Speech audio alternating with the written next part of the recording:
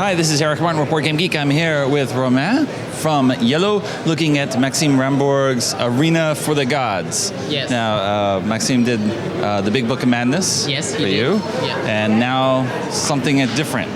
Does not look anything at all. Yeah, it's very different from the Big Book of Madness. This is a fighting game. Okay. So in Big Book of Madness, you had to cooperate. In this game, you have to destroy other people. All right. Other players. So in this game, you're in an arena.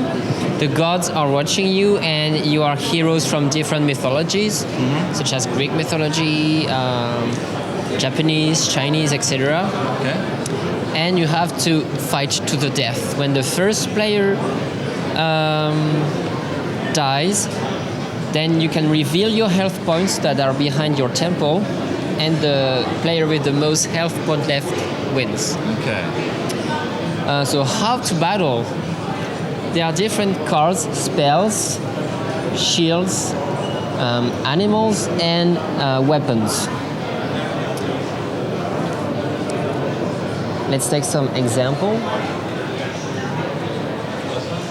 To activate this card, I need these two symbols. To activate this card, I need these two symbols, and such.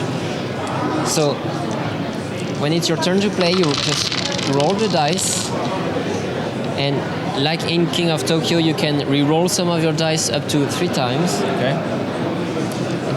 To activate a card, you need to place the symbols on it.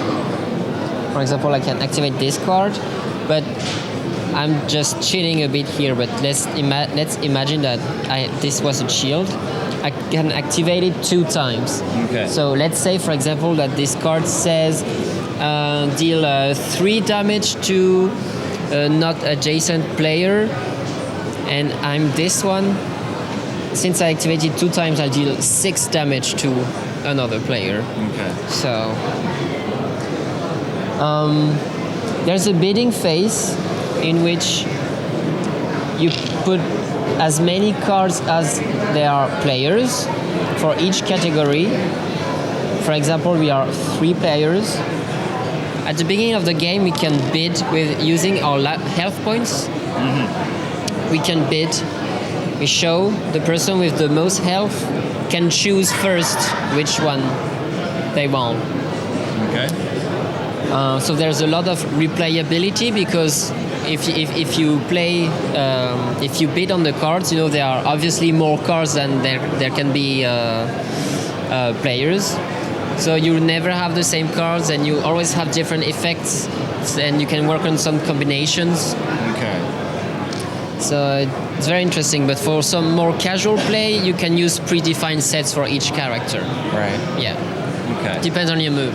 Okay. Well, yes. I mean, that would make it more balanced for people who don't know anything, Exactly. you don't know what to bid, or how to start doing anything. Exactly. Okay, we got some effects on the board, some spikes, towers. Yeah, how do these come into play? So some cards allow you to just push players. So if you see this is a wall. This is a wall because then there's no square. Right. So if you're pushed into a wall, you deal damage. Okay. Some cards allow you to deal damage and push. So if you're here, you deal damage and push, so you have 2 damage. Okay. You can also push players here into the spikes, and then of course they get damaged. They get damaged if they get pushed here, for example. In the middle, there's a fountain of health. A health fountain. If you go through it, you take back 1 health point every time. But there's no unlimited health points, so yeah, be wise. Depending on whether you play with only 2 people, 3 people, 6 people, you can make the arena smaller or bigger using these. Then you can use this. If you're 6 players, you can use all the arena. Okay.